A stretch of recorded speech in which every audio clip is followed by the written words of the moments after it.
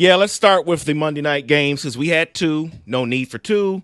Two of the worst games, I think, on the schedule this year. But I think there are two things that came out of the game, at least that I took out of the game. Kirk Cousins sucks. That's one of them. And I truly believe I'm moving towards you all's direction. I think Michael Penix starts this Sunday against the New York Giants. He has to. He threw another dreadful pick. They didn't break 20 points. They're terrible. And honestly, you drafted the kid. It may as well be what the Chiefs did with Mahomes a few years ago when Alex Smith was out and they gave Mahomes the last game or two of, I believe it was his rookie season. There's nothing else left for you. This is going nowhere. Cousins looks old. He looks immobile. He's done. And he's been bad for, 6 weeks now. Played a kid. Plus, I want to be able to make sure he's the starter so I can get Rico that Smedium Atlanta jersey. Squeeze him right into that puppy. He loves his boy. I would like to say that, you know what, you're right, and Cousins is done, but they're not. They still have a chance to win their division, so I don't think Atlanta's going to wave the white flag. Atlanta's going to keep propping up Cousins out there, even though they know that's going to come with a couple picks. I mean, he's basically Jameis Winston light right now. But if you go to Penix, I don't think you can sell your fan base on next year when you can still win something this year. Yeah, but can I just say this? Yeah. Look, here's what he's given you the last 5 games. First of all, a QBR of 63. 1 touchdown, 9 picks. The team's 1-4, and the only win is because you played the Raiders, who have quit. Rico, what if Penix is just better? All reports are he's turning heads at practice. What do you really have to lose here?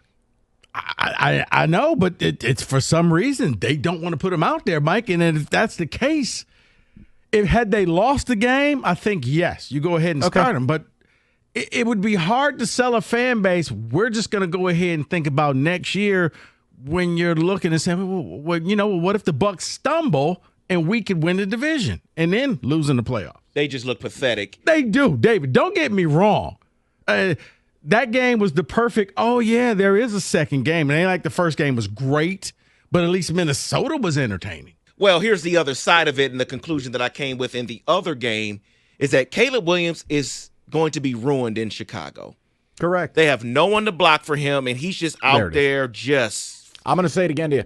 I'm going to say it again. You traded for DJ Moore. No problem. You brought in Keenan Allen. No problem. You signed DeAndre Swift. Now, it's a problem, but I'm not going to go crazy. You burnt a top 10 pick on a receiver instead of a tackle or a guard.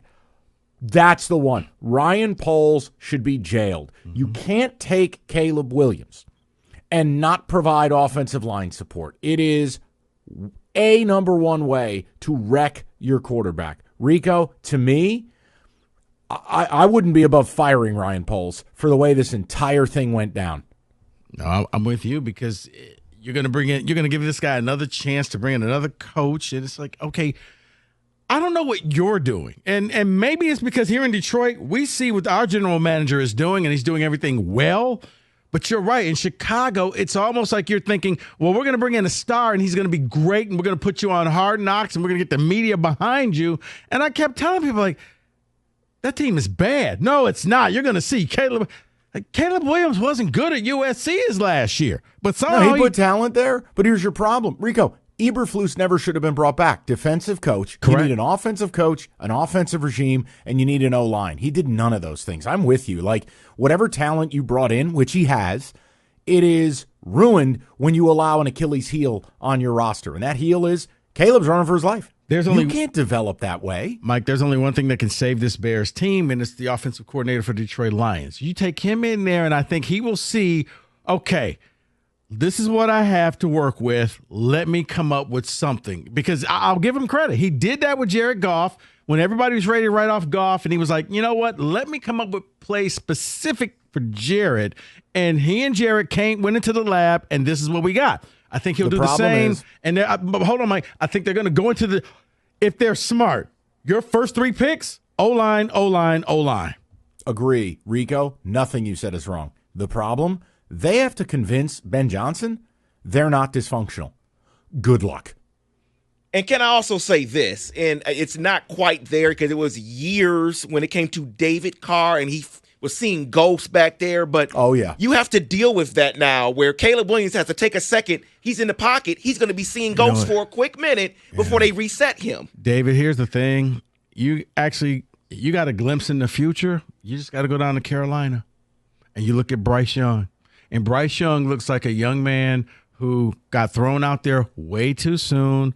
And maybe, he could be a reclamation project like you saw Sam Darnold with Minnesota and Jared Goff here in Detroit. And it happens that, you know what, I need to go to some place where they actually know how to play winning football and revive my career. But, yeah, when I look at Caleb, all I see is you're just a younger version of Bryce Young, or they may be the same age. But you know what I'm talking about. Like, you're Bryce Young. They're the Spider-Man meme. So I have another quarterback question for you, dilemma for the next season. And this one is right in your backyard, Rico, should the 49ers wait to extend Brock Purdy?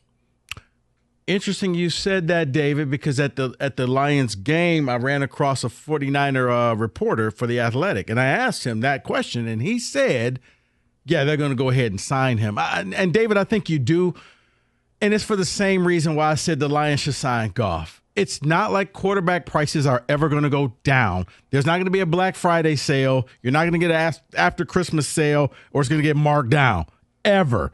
You're going to pay either today or you're going to pay 20% more next year. There's only about 12 to 15 guys who can actually do a good job in the NFL. Like it or not, I know Mike's going to say he's got a punchable face. He's one of them. If that's the case, you go with him. If not, if you go with a rookie, you don't know what you're going to have. Remember, this is the same people that said Trey Lance was going to be the future. So if you stumbled upon a quarterback, keep the quarterback. He's not wrong, David. There's no slander. I'm just not going to pay him a Joe Burrow type deal. I'm hoping you can get him for more of a Baker Mayfield type deal. Yeah. If you do that, I wouldn't have a huge problem. I don't love him. Hell, I don't even like him.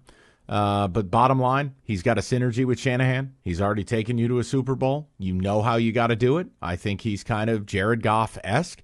Go for it. So we're coming down to the last 3 weeks of the NFL season, but what I want to know from you right now, and I'll go through them, is the AFC field already set? Maybe some changes will happen when it comes to a division here for the AFC North, but you got the Chiefs, the Bills, the Steelers, the Texans, the Ravens, Broncos, and Chargers. Then the Colts are at 6-8 there. Is it set? Those are the playoff pretty teams. Much. Colts lost to Denver, took them to about a 10% chance of getting in. Chargers only need to win one to get in, and the rest of that field is solidly in. So I would say yes. Yeah, you're looking at 6-8, 6-8, 6-8 for Miami, Indy, and Cincinnati. Yeah, I think right now it's just where does the dust settle? Exactly. With Denver and the Chargers. And I think Houston caught a break because they're getting the Chiefs maybe without Mahomes. So that'll get them separated. And we can close it out. And somehow the Steelers are going to find their way in again. Well, they'll be in. Yes, they're in. They're already in. They won't be in for long. Well, no comment. So we always talk about, and you all know that the season is probably going to have 18 games in it soon. But my question to you is, will we ever have a season with the number 2 in front of it, meaning 20-game season? No, I think 18 is probably going to be the cap. I think it'll be 18 with 2 bye weeks per team. That's a 20-week regular season. You want to tell me they expand the playoffs or mess with that? I'd say yes. But I'm going to say no on 20. 18, it's a mortal lock.